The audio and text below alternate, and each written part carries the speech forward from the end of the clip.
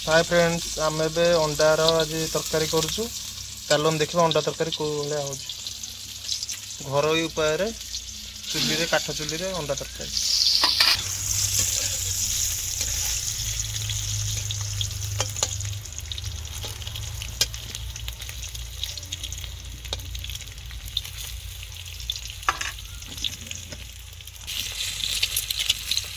एबे हमर अंडा भजा हो गला। एबे आम अंडा भजा को आड़े देकी मसला प्रस्तुत करवा। देखु मम्मी आमर ए अंडा आड़े देला गोटे गोटे करके आड़े फिरिक आड़ा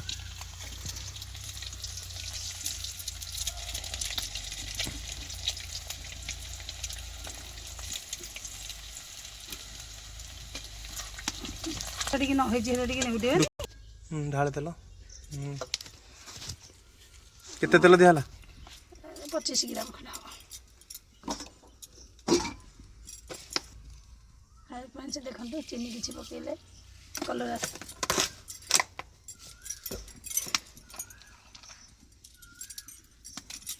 सुखिला लंका जी सुखिला लंका आ पियाज अदा रसुण एकाठी हमर पेस्ट हेछि आ पियाज न काटिकी आम सीधा अदा रसुण पियाज पेस्ट पकेबा चीनी कलर होला परे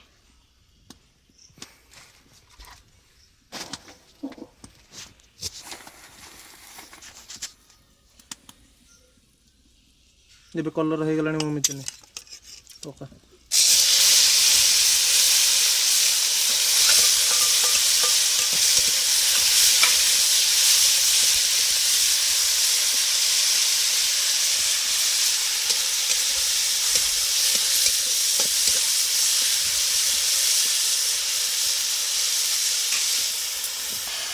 ଏବେ ଅଦା ରସୁଣ ପଡ଼ିକି ଆମେ ମସଲା ଘାଣ୍ଟି ଦେଇଛୁ। ତାପରେ ଆମର ଏଇଟା ଅଦା ରସୁଣ ଟିକେ 5-10 ମିନିଟ୍ ଖଣ୍ଡେ କଷିଦେବା। କଷି ସାରିଲା ପରେ ତାପରେ ମସଲା ପକେଇବା।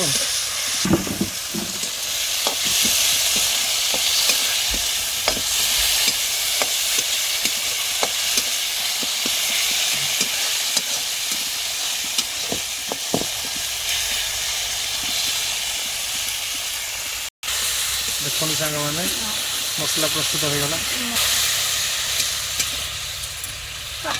एबे हमें काश्मीरी लंका पकेवा कलर पाई। तापर हमें चिकन मसला पकेवा। तापर हमें जीरा गुंड पकेवा हाफ चमच। तो गरम मसला टिके पकेदवा। पानी दियो हल्दी पाउडर पका तो पानी दबा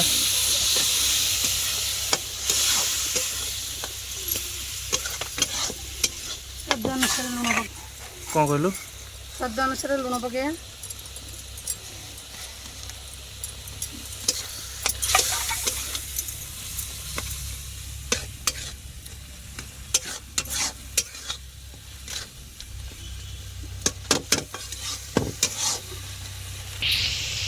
सांग मैंने देखो केमती मसला प्रस्तुत हो आसला। एबे आउ 5 मिनट ताको रखी देकी तापर हम आलू पकेबा। एबे हमें चलंतु मसला प्रस्तुत हो गला। एबे हम अंडा आलू को पके दबा। या सब सिझे देथिलु आलू जेतु आलू सहज के सिझिबोनी सेत में आलू सिझे देथिलु। एबे अंडा पकेबा।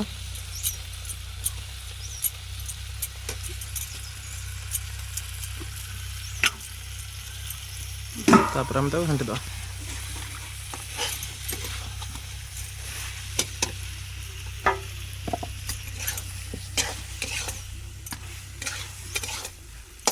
अंडा आलू आ मसला टी कषि हो गला तापर हम ताको पानी दबा।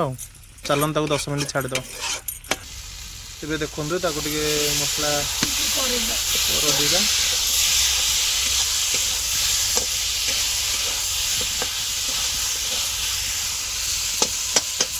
एबे सांग माने मसला प्रस्तुत हो गला। एबे हम पानी दो।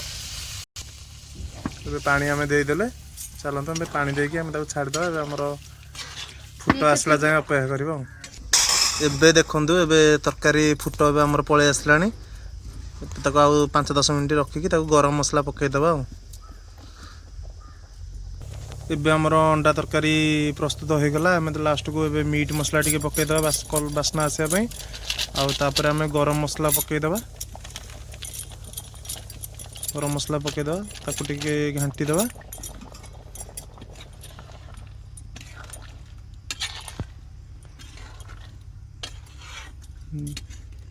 ଏବେ ଆମର ଅଣ୍ଡା ତରକାରୀ ହେଇଗଲା।